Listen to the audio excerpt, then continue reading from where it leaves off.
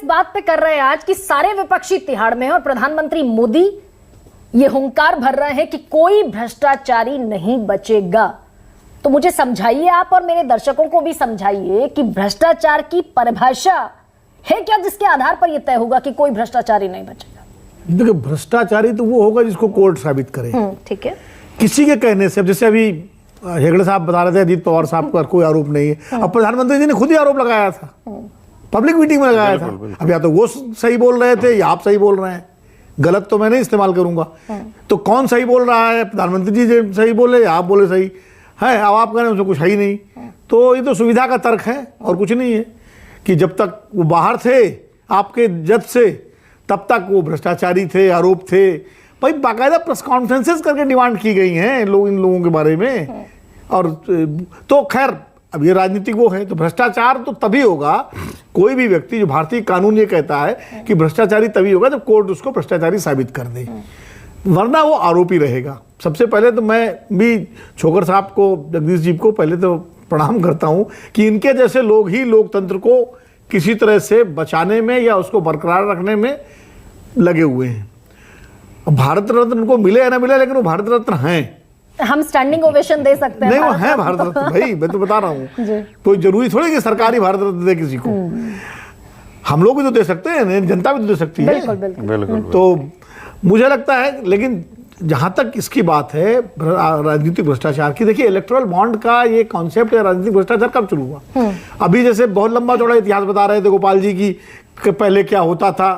देखिए शुरुआती दौर में हिंदुस्तान में जब चुनाव होते थे, हम अपने बचपन तक की बात कर रहे हैं, करीब 40-50 साल पहले, जब हम लोग बचपन, इतना ज़्यादा एक तो क्राउड फंडिंग चंदे की होती थी, और दूसरा जो पार्टियों के समर्थक धनपति होते थे, पैसे वाले लोग, उद्योगपति, वो इंतजाम करते थे कि भाई टेंट का इंतजाम कर दिया, गाड़ियों का इंतजाम कर दिया, पोस्टर छपवा दिए, बिल्ले छपवा दिए। आमतौर पर कैश की डीलिंग बहुत कम होती थी। ये होता था भाई, पार्टियां कह देती थी कि भाई फलाने सेठ जी जरा हमारे लिए पर्चे छपवा दीजिएगा, जरा हमारी मीटिंगों के इंतजाम कर दीजिएगा। तो वो उस तरह से ज्यादातर, या गाड़ियां इतनी चाहिए हमको, या उसमें पेट्रोल डलवा दीजिएगा। तो इस तरह से काइंड्स में ये होता था। अब ये बढ़ गया। ये बढ़ा कैसे? ये जब से नई आर्थिक नीति आई, इस देश में विदेशी पूंजी आई और खूब पैसा आया देश में राजनीतिक उसमें, तो जो डील्स होने लगी, सौदेबाजी होने लगी जो सत्ताधारियों के जरिए, क्विड प्रो क्यो, और उसमें पैसे के बदले पैसा पार्टी के नाम पे लिया जाने लगा। लेकिन कितना पार्टी को दिया जाता था और कितना खुद रखा जाता था, इसका कोई मानदंड नहीं था। कितने परसेंट लिया वहां दिया गया, कितने, कोई भी नेता, कोई भी पदाधिकारी, कोई मंत्री अपने नाम पे पैसा कभी नहीं लेता है। वो यही कहता है साहब पार्टी के लिए आप ये मदद कीजिए, और वो पैसा कैश में होता था, या क्योंकि अकाउंट में आएगा। तो वो तो शिबू सोरेन जैसे लोग थे जो अकाउंट में ले बैठे, और उस चक्कर में सजा याफ्ता हो गए। वो भोले भाले आदिवासी लोग थे, अकाउंट में ले बैठे। वरना कोई जो बड़े बड़े कारोबारी जो नेता हैं, जिनके बड़े बड़े सीए हैं, चार्टर्ड अकाउंटेंट हैं, वकील हैं, इनकम टैक्स से जो सब जानते हैं सारी बारीकियां, वो सब तरीके जानते हैं। तब ये पैसा जो है, ये सारी समस्या वहां शुरू हुई कि जब बड़े बड़े सौदे शुरू हुए, टेंडर्स के, प्रोजेक्ट्स के, इंफ्रास्ट्रक्चर के, तमाम सारे लाइसेंस, ये उसमें जो है जो पैसे का लेन लेकिन विरोधी अब वहां पॉलिटिकल करप्शन बड़े शीर्ष स्तर पर। लेकिन अब जिस तरीके से हुंकार सत्ता पक्ष भर रहा है, प्रधानमंत्री ने भी कहा कि कोई भ्रष्टाचारी बख्शा नहीं जाएगा। तो मैं वो पूछ रही थी आपसे कि भ्रष्टाचारी सिर्फ विपक्ष के नहीं बख्शे जाएंगे, या सत्ता पक्ष के भ्रष्टाचारियों पर भी थोड़ी नजरें इनायत होंगी? आपने देखा नहीं हेगड़े साहब ने कितने अच्छे तरह बचाव किया अपने खेमे के उन लोगों का जिन पर आरोप है। अभी गोपाल जी और अच्छी तरह बचाव कर देंगे।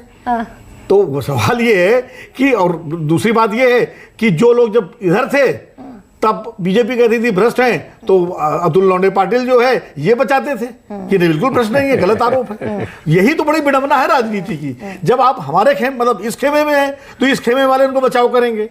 तब अजीत दादा पवार या अशोक चौहान, अब अशोक चौहान पे जो आरोप लगा था, वो तो ये लगा था कि जो फ्लैट बन रहे थे वो कारगिल की विडोज के लिए थे। और कारगिल की विडोज में आपने डिस्क्रिशनरी पावर का मसला नहीं था वहां हेगड़े साहब। वो पूरी लैंड ही जो इनमार्क हुई थी, एयरमार्क हुई थी, वो कारगिल विडोज के लिए हुई थी। वहां कोई डिस्क्रिशनरी पावर नहीं चलता। इसी में अशोक चौहान का इस्तीफा हुआ था, इसी में अशोक चौहान का इस्तीफा हुआ था। और पूरा विपक्ष, बीजेपी से लेकर के सारे जो दल उस विपक्ष में थे, सबने अशोक चव्हाण, शिवसेना भी थी उसमें, जिस पार्टी में आप हैं उस समय शिवसेना बीजेपी के साथ थी, सबने अशोक चव्हाण का इस्तीफा मांगा था और सीबीआई इंक्वायरी हुई उस पर बाकायदा। और खुद प्रधानमंत्री और तमाम सारे लोगों ने कहा कि अशोक चव्हाण जैसे लोगों की जगह जेल में होनी चाहिए। उस समय तो यही हो रहा था और अशोक चव्हाण पे इंक्वायरी आज भी चल रही है। ये तो बड़ा मुफीद सा रास्ता हुआ और उसके बाद अशोक चव्हाण राज्यसभा में चले गए इस्तीफा दे करके। तो मैं कह रहा हूं कि ये तो फैसला जो है, जब तक अशोक चव्हाण इधर थे तब तक अतुल लोंढे पाटिल उनका बचाव करते थे कि नहीं नहीं वो बिल्कुल साफ है, पाक साफ है। आज वो चले गए बीजेपी में तो हमारे गोपाल जी बचाव करेंगे, हेगड़े साहब बचाव करेंगे। तो ये जो विडंबना है राजनीति की, ये या तो छोकर साहब समझ सकते हैं या मैं समझ सकता हूं, या आप समझ सकती हैं।